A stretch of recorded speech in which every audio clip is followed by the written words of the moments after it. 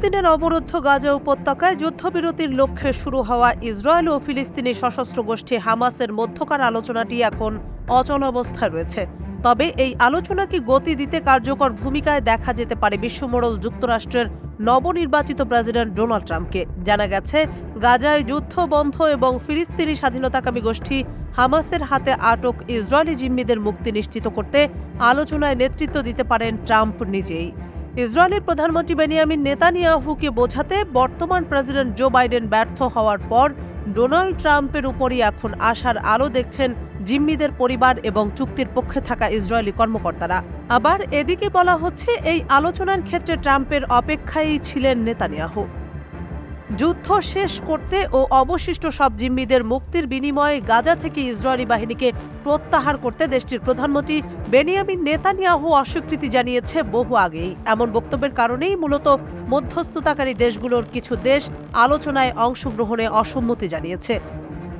অল্প সংখ্যক জিম্মির বিনিময়ে একটি অস্থায়ী যুদ্ধবিরতির সাম্প্রতিক প্রস্তাব হামাসও যে প্রত্যাখ্যান করেছে, এ বিষয়টিও স্বীকার করেছেন উক্ত আরব দেশগুলোর কর্মকর্তারা।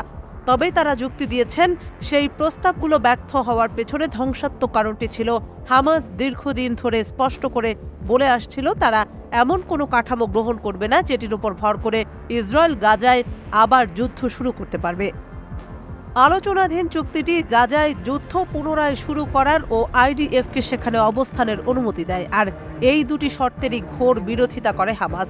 অবশ্য আরব মধ্যস্থতাকারীরাও হামাসের এই রেড লাইনকে সমর্থন করতে ইচ্ছুক ছিল, তবে এই দুটি শর্ত অন্তর্ভুক্ত করে না এমন চুক্তির বিরোধিতা করেছেন নেতানিয়াহু, আর তার এই অবস্থানকে প্রত্যাখ্যান করেছিলেন কূটনীতিকরাও। এক আরব কূটনীতিক বলেছেন, যুক্তরাষ্ট্র বিষয়গুলোকে একইভাবে দেখে। প্রেসিডেন্ট জো বাইডেন বলেছেন, যুদ্ধ শেষ হওয়ার সময় এসেছে এবং পররাষ্ট্রমন্ত্রী অ্যান্টনি ব্লিংকেন বলেছেন, যুক্তরাষ্ট্র গাজায় ইসরায়েলি সেনাদের অবস্থান মেনে নেবে না। ট্রাম্পের দায়িত্ব গ্রহণে এখনও প্রায় 2 মাস বাকি। এখন এমন কোনো পরিস্থিতি নেই যা থেকে অনুমান করা যেতে পারে যে শিগগির গাজায় একটি যুদ্ধবিরতি চুক্তি বাস্তবায়িত হতে যাচ্ছে, বরং এই সংকট এবং হামাসের হাতে জিম্মির 7 মার্কিনীর মুক্তির দায়িত্ব সম্ভবত ট্রাম্পকেই নিতে হবে। এদের মধ্যে এখনও 4 জন জীবিত বলে মনে করা হচ্ছে।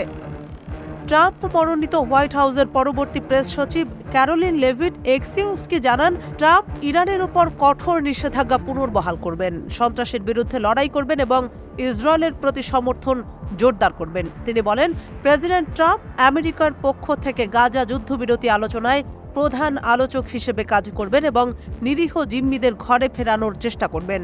এই ধারণার আলোকেই এখন নেতানিয়াহু ট্রাম্পের ক্ষমতা গ্রহণের প্রহর গুনছেন।